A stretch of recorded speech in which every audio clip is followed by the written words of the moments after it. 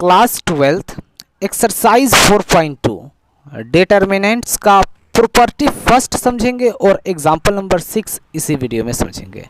इसमें आपसे कह रहा है if row and columns of a determinant are interchanged कर दिया जाए the value of determinant remains to be the same.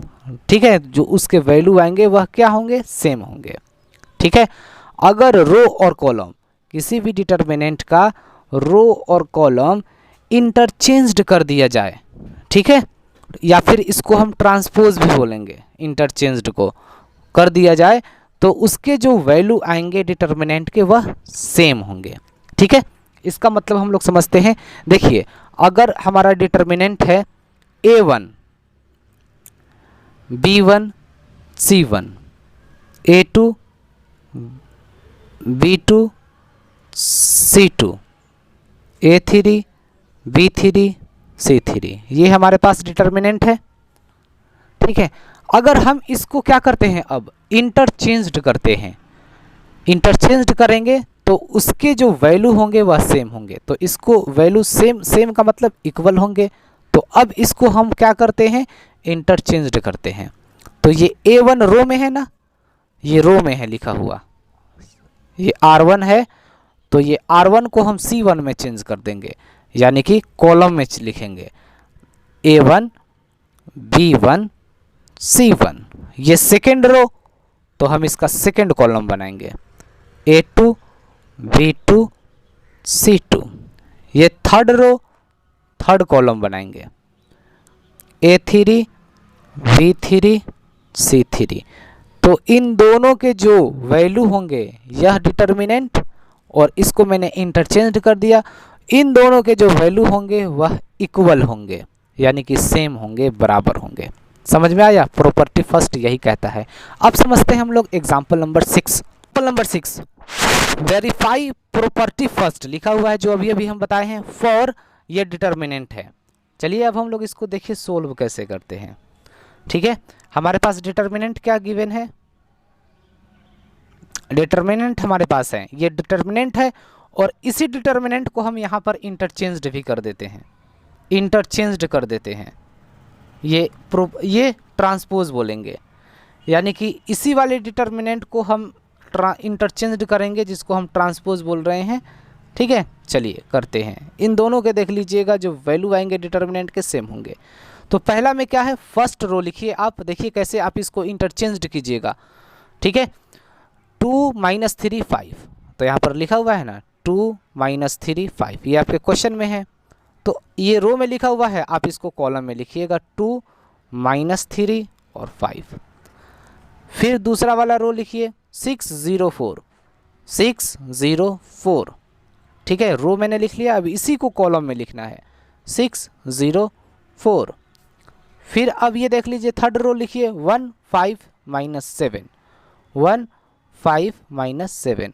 अब इसी को आप कॉलम में लिख लीजिए 1 5 - 7। ठीक है, तो ये वाले डिटर्मिनेंट और ये वाले डिटर्मिनेंट, इन दोनों के, ठीक है, ये दोनों हो गए, इन दोनों का डिटर्मिनेंट ये दोनों है। अब इस दोनों के वैल्यू निकालिए, सेम होंगे।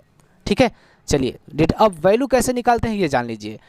पहला वाला प्लस, फिर ये माइनस, फिर ये प्लस होगा। ऐसा मैं क्यों किया हूँ समझ लीजिए। देखिए ये प्लस क्यों हुआ है, हम यहाँ लिखते हैं ना first row first column, first row second column, इसके लिए। और ये थर्ड रो, फर्स्ट रो और third column, first row first column, first row second column, first row third column, ये है। तो ये 1 और 1 क्या हो गए 2, यानी कि ये इवन नंबर हुआ तो प्लस। 1 और 3 कितने, 1 और 2 कितने हो गए 3, क्या हो गए ऑड नंबर, तो माइनस का साइन। ठीक है, इसलिए हमेशा यहाँ माइनस लगेगा बीच में। ठीक है, जब 3/3 का जब डिटर्मिनेंट होगा तो। और ये 1 और 3 क्या होंगे 4, और 4 हमने इवन नंबर है तो प्लस में लिख दिया, इवन नंबर को प्लस में और ऑड नंबर को माइनस में लिखेंगे, चाहे कितने बाई कितने का डिटर्मिनेंट क्यों ना हो। ठीक है, ये याद रखिए। ठीक है, अब इसका हम लोग क्या करते हैं, इसके वैल्यू, इस वाले डिटर्मिनेंट का वैल्यू फाइंड करते हैं और इस वाले के भी डिटर्मिनेंट का वैल्यू फाइंड करते हैं। देख लीजिएगा सेम होंगे इन दोनों के आंसर, ठीक है, सेम होंगे वैल्यू, ये दोनों डिटर्मिनेंट के सेम वैल्यू होंगे। देख लीजिए कैसे। सबसे पहले आप क्या कीजिएगा, ये प्लस में है ना, तो 2 को प्लस में ही ये रहेगा और इसको देख लीजिए, इस वाले को, ठीक है, यहाँ पर इसे और फिर इसको बंद कर दीजिए, इस वाले कॉलम को और इस वाले रो को बंद कर दीजिए, तो आपके पास क्या बचेगा, यही तो 4 बचेगा। मल्टीप्लाई कीजिएगा 0 को -7 से, तो क्या होगा 0 माइनस 5 4 ज़ा 20।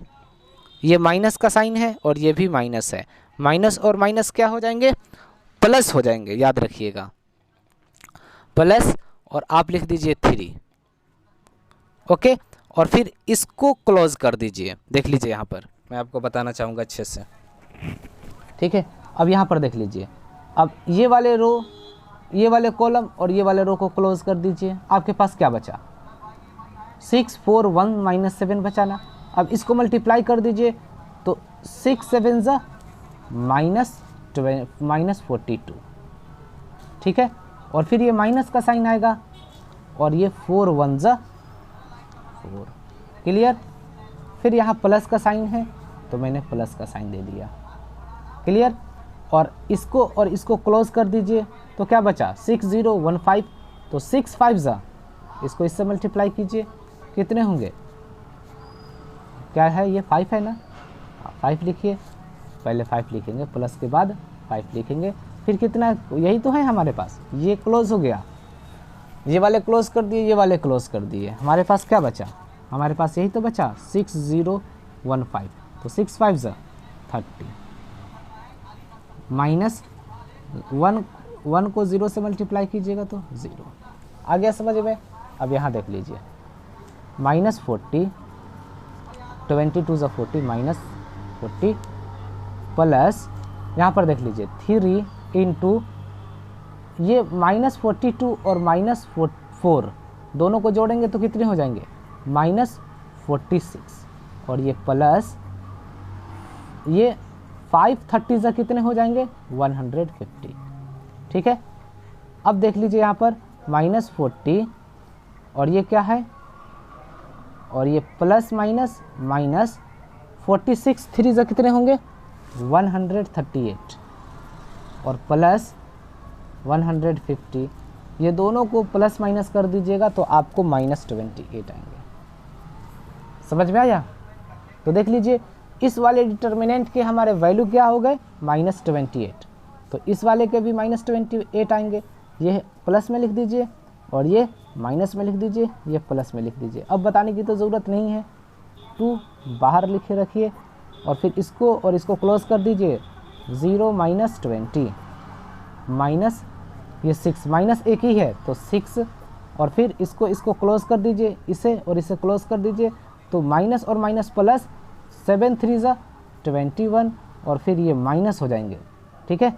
इसको और इसको आपने क्लोज किया तो 5 5 ज़ा 25, ठीक है। फिर प्लस 1 को रखिए और इसको क्लोज कर दीजिए तो -12 और फिर -0, ठीक है। अब इसके बारे में देख लीजिए -40 और ये -6 इंटू 21 में से तो माइनस का 4 आएगा और ये प्लस का और ये -12, क्लियर। क्या आ गया -40, माइनस और माइनस कट जाएंगे यानी कि प्लस हो जाएंगे, 6 4 ज़ा 24 और ये प्लस माइनस -12। अब इन दोनों को प्लस माइनस कर दीजिएगा तो आपको 28 मिलेगा माइनस में, ये भी माइनस में। देख लीजिए ये भी -28 आ गया और ये भी -28 आ गया, तो ये वेरीफाई हो गया प्रॉपर्टी फर्स्ट से, क्लियर। इसको चाहते तो हम बहुत ही शॉर्ट में कर सकते थे, लेकिन आपको समझ में नहीं आएगा इसलिए मुझे इतना कैलकुलेशन करना पड़ा, नहीं तो बस इसके लिए तो सिर्फ 2 मिनट ही काफ़ी लिया, ठीक है। समझ में आ गया डियर, जय हिंद।